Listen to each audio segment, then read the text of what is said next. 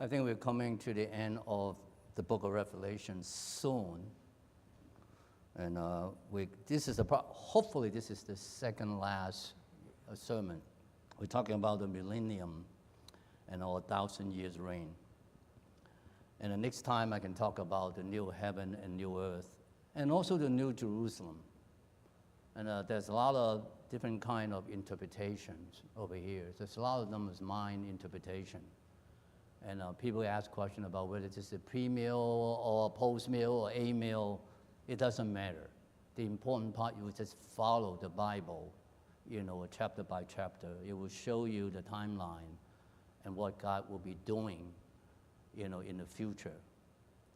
As people are saying that, well, when we die, we go to heaven, and we will be there, eternity. That's not really true. The Bible said we'll be back into this earth in 1,000 years. We'll be reign with Jesus Christ for 1,000 years on earth. And we will have a resurrected body that we're not going to have sickness. We're not going to have pain. We're not going to have tears. And this is a wonderful promise as well as a wonderful news. And that's why they call the gospel is the good news. It's not just Jesus died on the cross for us so that we have that ticket to heaven and also return with him. And today we talk about the millennium. And next time, I'm not quite sure I can really finish in one sermon, the last sermon. I may have to break it up into two, but we'll see.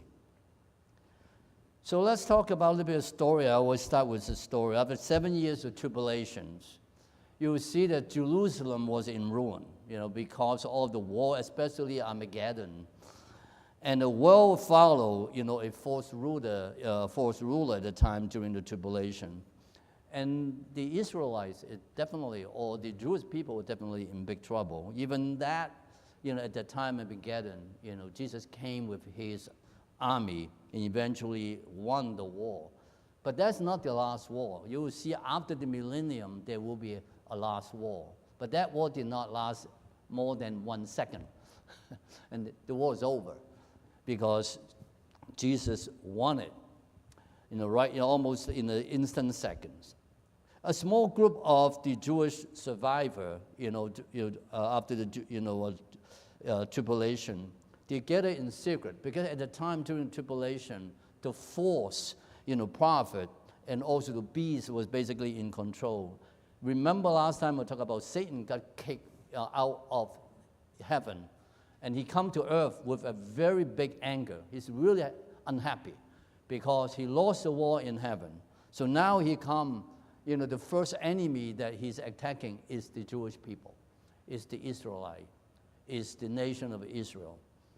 And also you'll remember, Jewish people have not been able to accept, Christ as their Messiah, even up to today. And in the years to come, they will not accept him until before millennium, until right after the Armageddon war. Then they accept the Lord.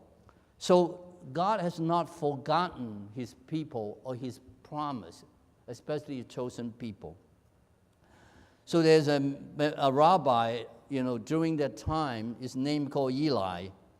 He's actually have not accepted the law. So now after the Armageddon war, they realized that Jesus come and with the army and saved them, saved the nation. So there's a woman, and they call Miriam, basically it's the name of Mary. And they start reading, in the secret, worship or in a synagogue somewhere. And he was reading Isaiah 53. He was pierced from our transgression. By his wound we are healed. Another man also read from Zechariah 12:10. I have been preaching on those, passage in the last almost like a year now. Throughout Zechariah or Isaiah have a lot of, prophecy about what happened in the end time, especially the millennium. Isaiah has a lot of discussion on what happened during the millennium, how the earth, look like, how people live in those times. And they will look on me whom they have pierced, and they shall mourn for him as one mourn for one, and only son. As the scripture were reading together, Eli suddenly understood, because all the things he had gone through in life and seeing all the war, the tribulation, the suffering, and the appearance of Jesus, and also at the same time, the winning the war in Armageddon and defeating Satan, he realized that they missed the boat. So they said they were the same person, Jesus himself. So with tears coming down his cheek, that he whispered, "We have been waiting for our Messiah for how long?" Up to today is almost like 3,500 years, or even longer since, Abraham. And they're still waiting for Messiah today, brothers and sisters. That is really sad, that we already received, our Lord Jesus Christ, just like on the communion table, that we acknowledge, we remember what he has done on the cross in Jerusalem, on the hill of Golgotha. His body is broken for us, his blood shed for us.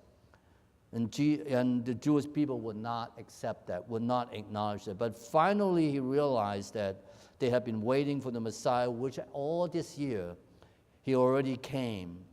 They did not recognize him. So Yeshua, which they call him, Jesus, forgive us. You are the Messiah promised to Abraham, Isaac, Jacob, and David. We believe in you.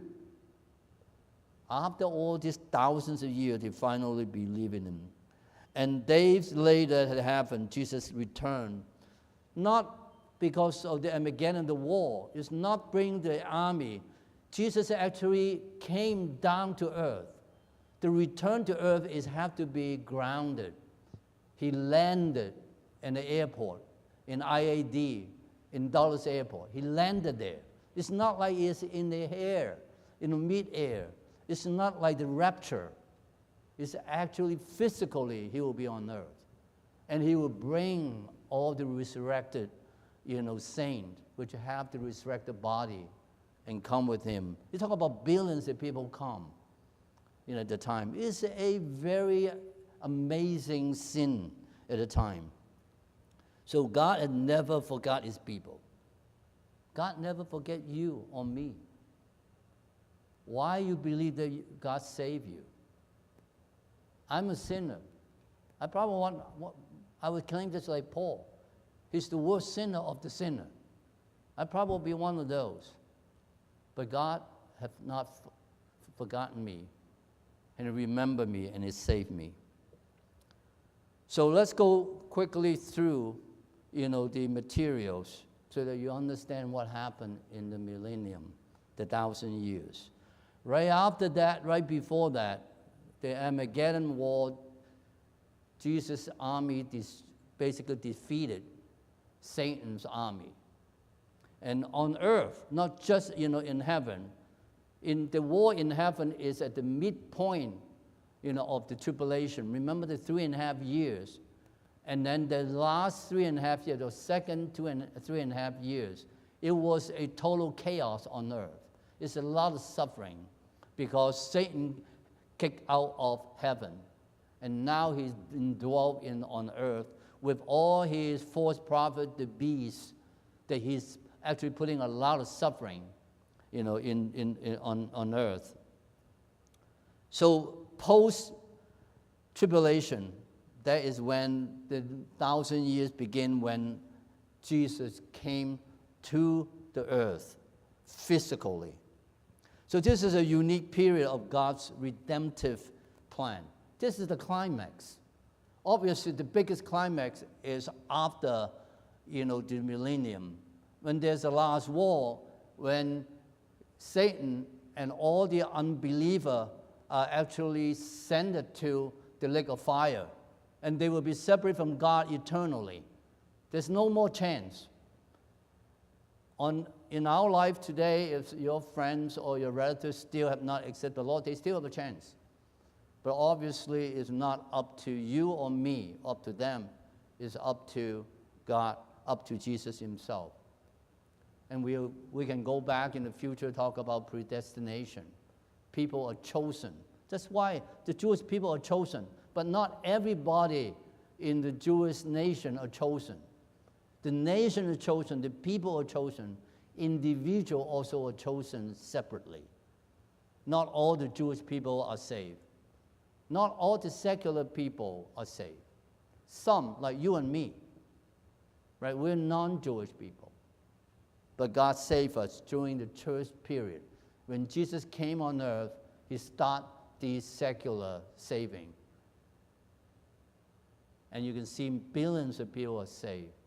And because they're selected by God himself. This is God's redemptive plan right in the first book of the Bible, Genesis. In chapter 3, remember I talked about that during the Easter sermon. In chapter 3, verse 15, women's seed, the woman's seed, which is Jesus himself, which is the beginning of that redemptive plan. Obviously, the plan is not, come together in the Garden of Eden. God's plan came before the creation of the universe. So God's plan is perfect. And I've been showing you that during that time, that God crushed at the end of time, crushed Satan's head totally. And he has a total victory. And that will be coming before us. And we will see it. Even though we will leave this earth, we will go into his bosom and we'll be with him in heaven until we're going to come back with him during the millennium.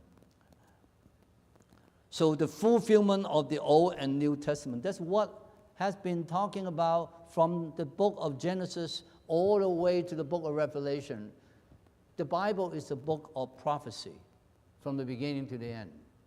And obviously there's a lot of discussion about who Jesus is and what he has done, 2,000 years ago, and what we will be doing also. And also New Testament prophecy in the book of Revelation, in the book of Matthew, in the book of Thessalonians, and there's a lot of those prophecy. Each one of them will be totally fulfilled, perfectly fulfilled.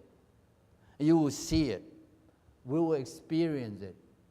And we will be part of it. That's how wonderful it is to be Christ's follower. And also Christ ruled openly in the nation. During the millennium, Jesus come and he become the King of kings and the Lord of lords on earth. There's no other kings except Jesus. Everybody, all the other nations, all the other leaders will come to Jerusalem to worship him. That's never happened before in history. But it's going to happen in millennium. Isn't that wonderful? We have been struggling here that even that we worship in church. If you go outside and look at all the other people driving by, they're not going to church to worship Jesus. They may be worshiping false gods. They may be worshiping themselves. They may be worshiping money. They may be worshiping all the other things in the world. That's what Satan using is a deception. That's what we're talking about during tribulation. But during the millennium, there will be no more deception because Christ on earth. So the time of the small gap between tribulation and millennium is a bridge. From the present age, where we are now, all the way to the eternal state. We'll talk about the eternal state in the next sermon about New Jerusalem. New Jerusalem is not a Jerusalem on earth. It's a Jerusalem come down from heaven to the new earth. And the new earth will have no water, no river. People will have to, well, what happened? So read the Bible, we're going to talk about next time. So what is a millennium? So it's literally 1,000 years reign of Jesus on earth. Literally 1,000 years. People do not believe it. Oh, okay, one day in heaven is 1,000 years on earth, right? That's you can see in the book of Psalm.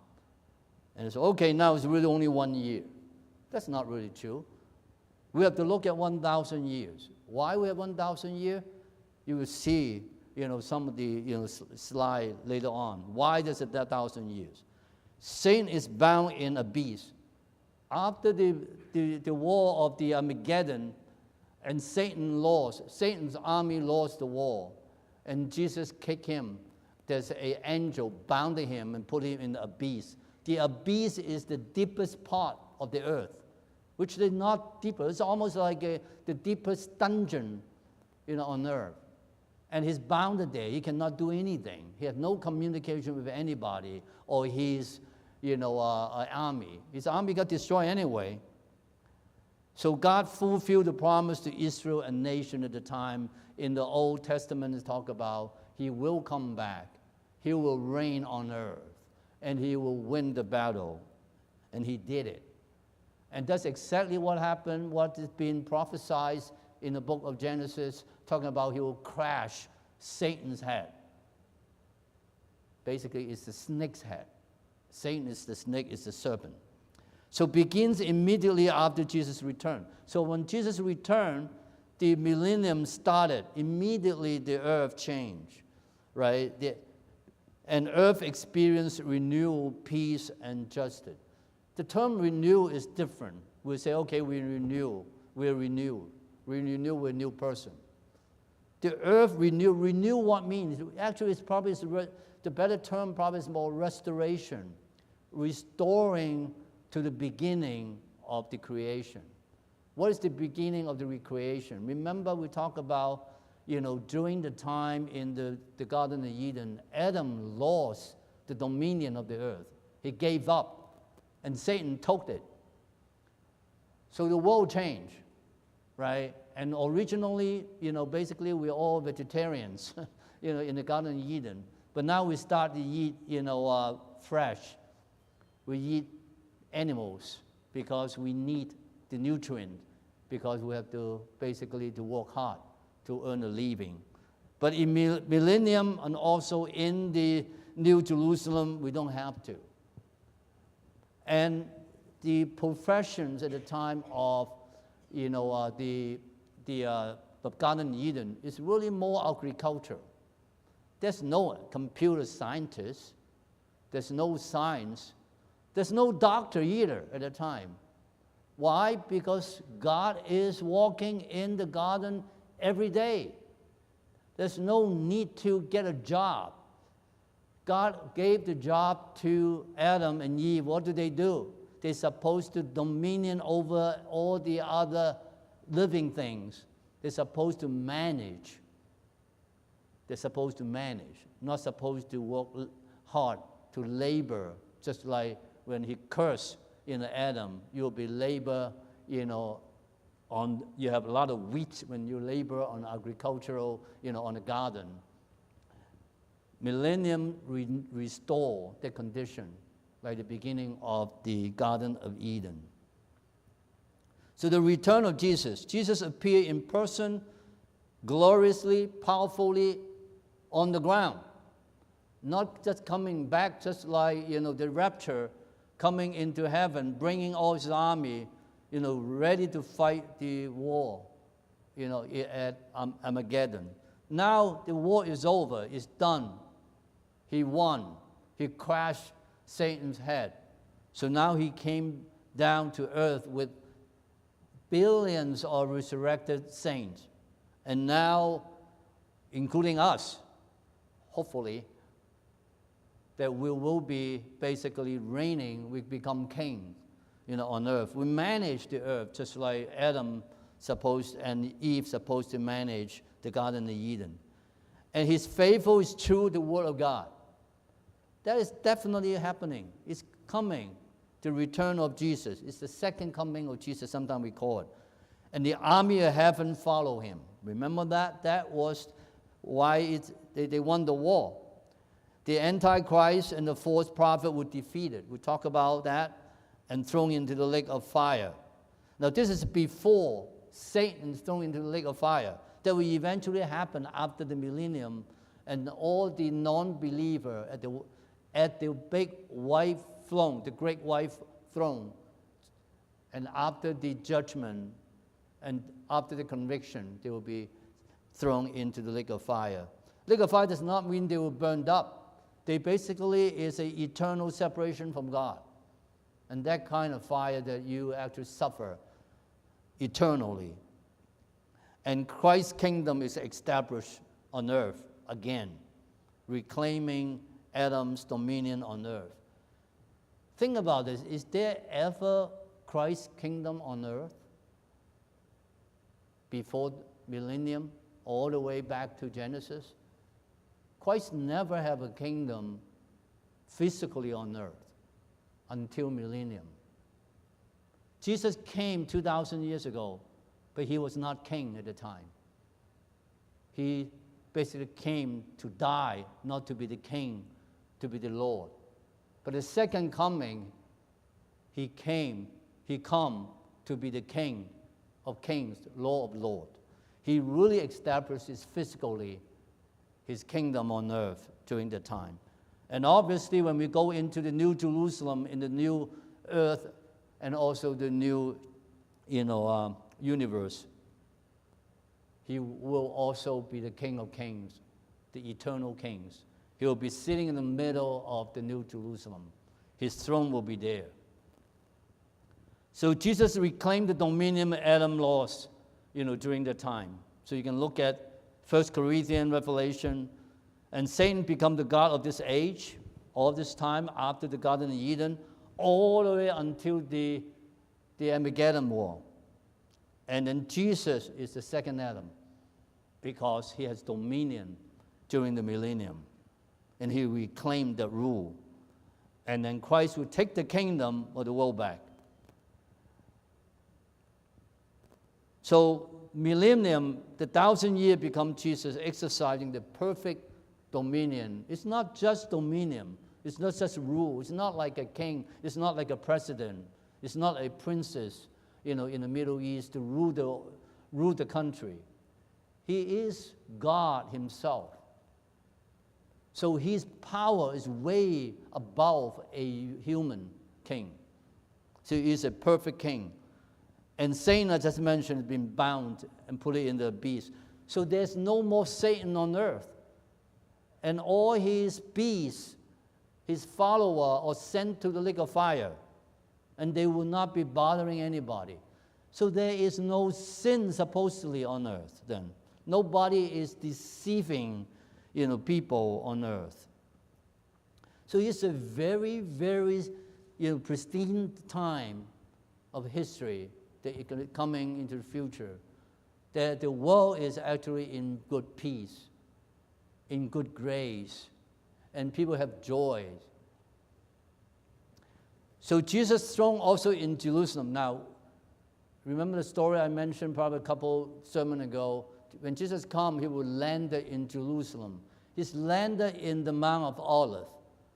And then he walked through the path, through the gate into, the temple, and he will sit on his throne. And then from that point on, he will rule the world for 1,000 years. All the nation every year will come to worship him, to pay him the respect, to give him the honor. It's not like today that we go to church. There's no more church needed. Everybody go to Jerusalem to worship him. And people ask me questions, are we going to use Zoom or Teams to worship him during the 1,000 years? You don't need to. In fact, you will see later on some slide, there will be no more computer during the 1,000 years. They're not needed. During the tribulation at the end of the war,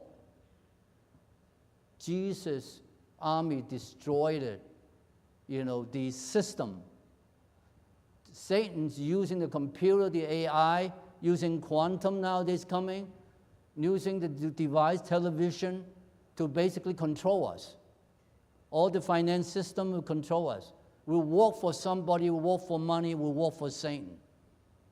But you don't have to, because now the land is very productive.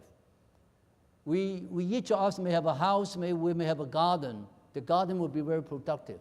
If you have food, in fact, and the relationship between the animals and between the human are healed. So we don't have animosity between us, and even with snake, or even with tigers. There's no fight amongst us. It's just as peaceful as the Garden of Eden in the beginning. So there's no need for us to eat meat anymore. So we just eat fruit. That's why there's 12 kinds of trees, in the, on the Garden of Eden. That turn out that there will be also 12 kinds of fruit, in the New Jerusalem. And the stream come out of the throne of Jesus Christ to give, energy, to give life to people. And Jerusalem become a spiritual and political center of the world. There's no more other religion. Forget Islam, forget Buddhism. None exists. Only worshiping Jesus. There's only one religion. It's Jesus. That's how wonderful that is. There's no more debate about which religion is the real one. And well-experienced righteous leadership for the first time. There's no more deceive people. There's no more deviate people because Satan's been bounded in the abyss.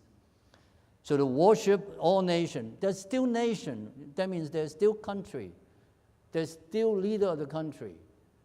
And probably mostly they probably are Christian. Sometimes they may not even Christian. But there are also, festivals such as the Feast of Tabernacle will be celebrated globally, everywhere. The worldwide worship. The world condition, this is an important point to make. Then all the false religion will be removed. There's only one religion. In fact, even now there's 3 religions also worshiping the same God. Islam worship Allah. Allah is basically Jehovah. All right? And, Jewish people worship Jehovah. We also worship Jesus Christ. They basically the triune God in 3. It's the same God. But they don't believe in 3 in one God. They only believe Jehovah, God the Father. Eventually they will believe in Jesus after the Armageddon War. And also, this is important, talk about in Revelation, knowledge of God covers the entire world. That's why you don't need computer. You don't need iPhone anymore. When I was in China the last 2 weeks, in Hong Kong and Japan, we go to a subway. You have seen it in China. In fact, in the train, we say that the people have their head down, the whole group. Why? They're always on their iPhone. I was peeking what they're doing on their iPhone. They're watching dramas, non-stop, watching drama. Why are they doing that? Are they bored? Or they have nothing to do? No. That is what Satan is using to control people. They control people by nowadays, some of the more, intelligent people, they will control them using AI, using algorithm, using money, like stock exchange. There will not be any stock exchange during the millennium. Knowledge of God will cover the entire world. You don't need to even need the gospel because God, Jesus himself is on earth. He will teaching his teaching. He does not need other people. There's no more missionary. There's no more pastor either. There's no more elders either. But there are believers. There are also kings. They reign with Jesus on earth. They manage the world. There will be billions. We have 8 billion people today. There are probably more than 8 billion people by then. Why? Because the world will change. The world returned to the beginning. Remember how old was Adam when he died? You remember? 930 years. People who have that kind of life. That means there are people, actually non-believers, who live very long. But what about we, the believers, who have eternal life? We will not die because we have the resurrected body. There's only one worldwide unified worship. The worship probably 24 hours nonstop. Even the question is, there is a time difference between China and United States, 12 hours. There may not. Because remember, if you look at the book of Revelation, there will not be sun, there will not be moon, there will not be ocean. The world has changed. You will hear that in the next sermon. But outwardly, there are still people born during the millennium, but they're not believers. But they are ruled under, Jesus. So he is visibly the King of Kings. And the only person that we're worshiping is Jesus. Believer return with Jesus, we talk about, you and I will come back. Unless it happens tomorrow. Okay, then we'll be all raptured. But if it's not happening tomorrow, I think it's not going to happen tomorrow because you have to gone through tribulation. And that will probably take some time. I don't think that the world is approaching tribulation tomorrow. But the world is we're seeing some of those things happening now. And especially there's very anti-Jewish people, anti-Israel now. Because Satan attacked Israel. It's the biggest enemy because God has chosen them as the people. So believer like you and me will return with Jesus. And our body will have, basically a new body, will not get sick, will not get injured, will not die. And there's no, male and female. Because the multiplication process, is going to be done soon. Except there are some non-believer still exist after tribulation. And they will continue until the end of millennium. And they will marry and they will have children. And some of them will believe in Christ, some of them will not. And you and I, as believers, will have an imperishable and immortal and powerful body. That's very exciting. I don't even know what that means. That means we're going to run, a second, in 100 meters. Everybody can do that. I don't know. But that is exciting that we have an imperishable body. Can you think about that? Tomorrow you get up, you don't have a headache. Think about that. When you hit the wall, you're not going to get hurt. You're not going to have the pain, and you're not going to cry. You're not going to get, sad. You always have joy. When in the history we have that? Only one time, right? In history. When?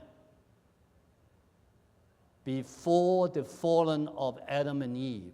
Before that, Adam and Eve was very happy in the Garden of Eden, right? And we fall into that trap because the original sin. So the body of natural human, there will be natural human or secular human, is the leftover from tribulation. And they continue to multiply. They get married. And they have children. And their children. And they have children. And that means there will be billions and billions of non-believers also during the millennium. Some of them will accept the law. Some of them will not. And that is, very interesting because we will be king with, Jesus. And we will be managing the earth at the time. And they have long life. Why? Because the world has restored back to the Garden of Eden condition. There will not be virus. There's no more COVID. Okay? There are no more missiles. There are no more flu. Everybody don't get sick. That's why they keep living long life. And they continue to reproduce and getting more and more. The population getting bigger and bigger. The world will fill with people. The earth will restore. I mentioned about the environment will restore. There's no war, there's no oppression because Satan's gone, is in the beast. There's no more injustice because Jesus is now the big judge on earth and he's managing. He's the King of Kings. He's the Lord of Lords. And the world is more agricultural back to the Garden of Eden. We just plant a garden, then we're good. We don't need to raise chicken. We don't need to even have eggs. Because we just good with, maybe asparagus. I don't know. Animal kingdom also transformed. Peace between species. There's no more chasing, tiger chasing, elephant chasing, whatever. There's no more earthquake, no more hail, no plagues, no locusts, there's no drought. Think about that. It's a very productive world. Because Jesus had restored the world, before the Garden of Eden. And knowledge of Jesus filled the earth. So there's no more school. The kid will love it. Why? They don't need to learn anymore because God will give them the knowledge directly. And no evangelism needed. There's no more science. Well, maybe there will be science. We try to learn how God created the universe. So this is my projection. I may have to kill the response song. Global surveillance, economic control, force worship. That's during the world now we're in. Everywhere you go, the camera. Especially in China, everyone, okay, there's a camera here, there's a camera here. In fact, when I was in China 10 years ago, I have a driver drive me, in Shenzhen area. So every time we go on the highway, he always stops somewhere, and then stops somewhere, and stops somewhere. Then one day I said, why is he doing that? Then I pay a little bit attention. When he tries to stop or slow down somewhere, there's always a camera there, and clicking. So I know that I will be tracked everywhere I go. It's happened everywhere now. You go to Europe the same way. Now it's the same way, right? In U.S. If something happened, the first thing they want to do, go to look at the camera.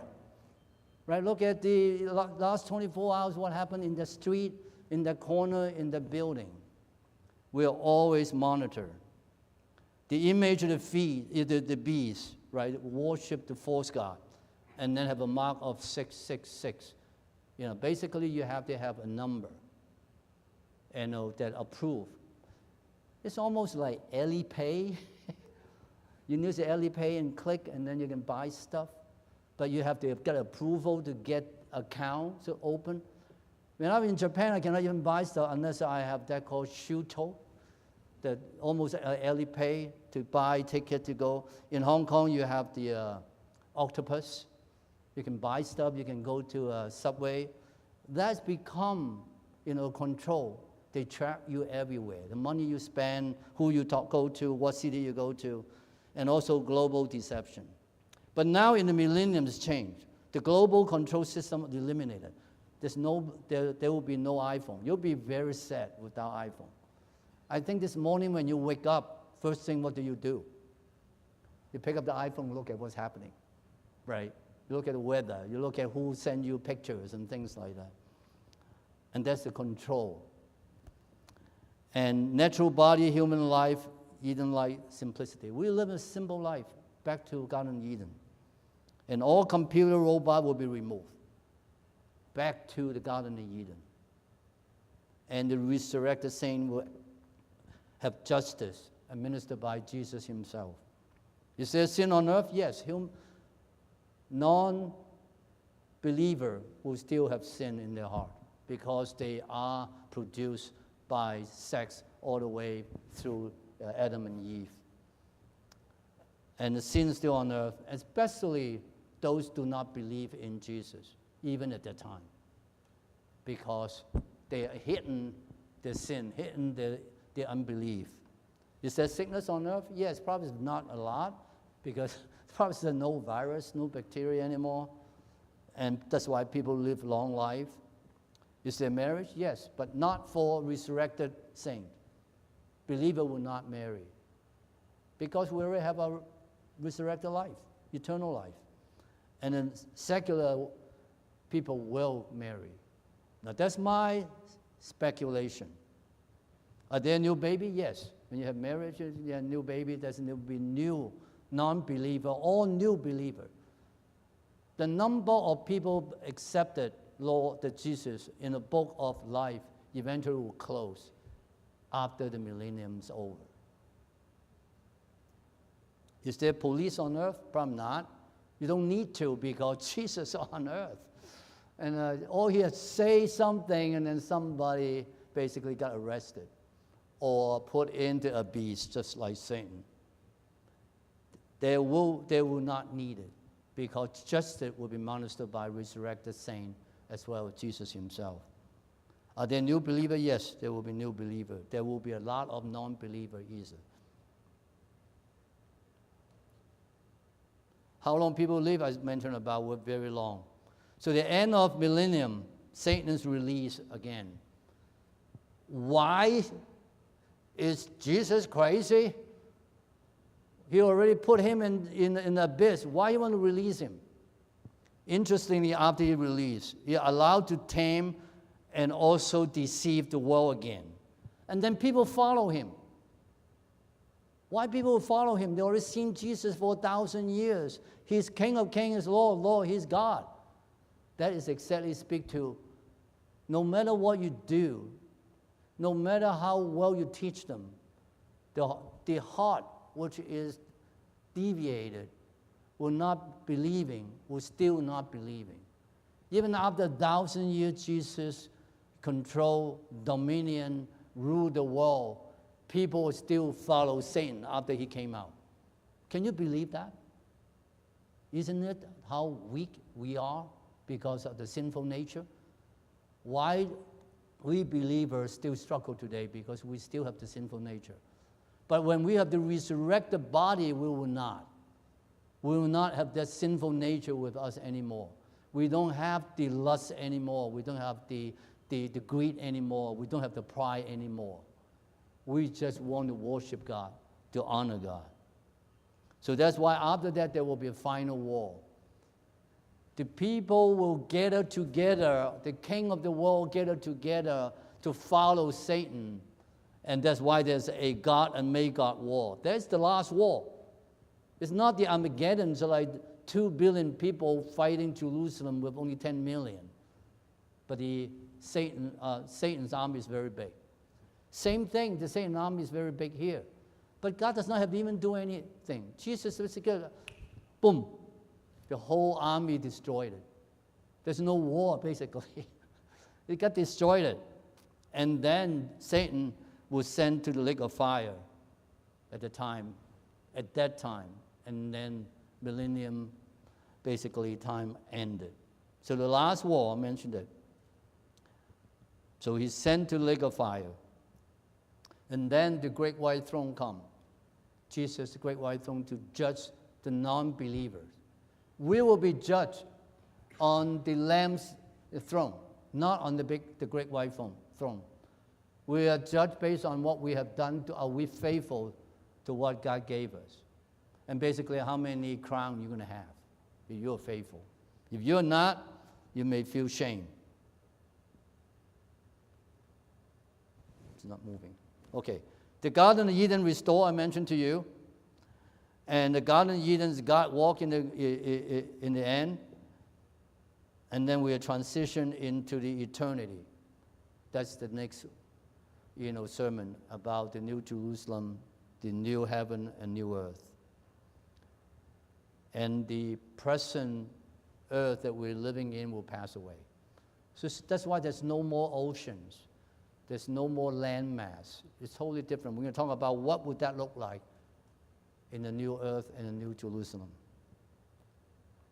So the end of the millennium, Jesus totally crushed Satan's head. Satan is thrown into the lake of fire. New heaven and new earth will come. And new Jerusalem will come down from heaven.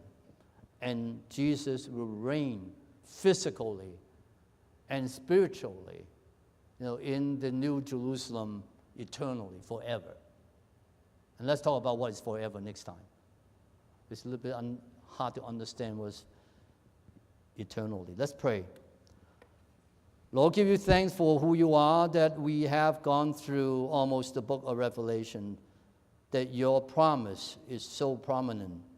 The Lord is so exciting to see the end. But the most important that we want to give you thanks that we will be part of it. We'll be in the crowd to follow you, to come back as with the resurrected, imperishable body that we will enjoy eternity with you in either in New Jerusalem or on new earth. Lord, we thank you for this privilege and also blessing. Again, we want to glorify you, want to give you all the honor and power and also dominion that you deserve, because you are God, you're one God, you're the true God. You are the historical God. We pray all this in Jesus' name. Amen. I think we're going to skip the... okay.